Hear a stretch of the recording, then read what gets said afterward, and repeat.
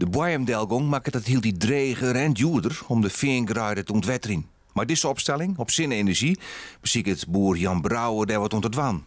Nou, hier in de grond zit onderwaterdrainage. Dat is bedoeld om de veen water te houden, om zo de boeiendelgong in te gaan en minder CO2-uitstoot.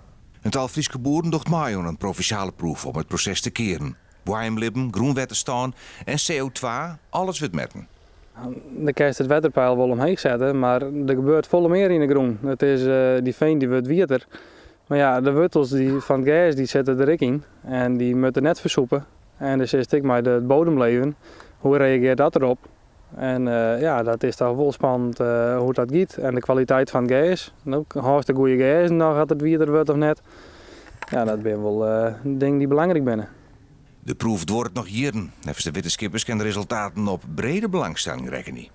En dat is, ja, natuurlijk is het logisch. Als alles zakken, dan bloest er ook in. Dan moet ik normaal nog passen. Er zijn mensen met huizen, met houten pijlen. Dat gaat verrot zien dat het droog komt te staan. Dus er zit zoveel meer bij dan alleen nog voor de landbouw.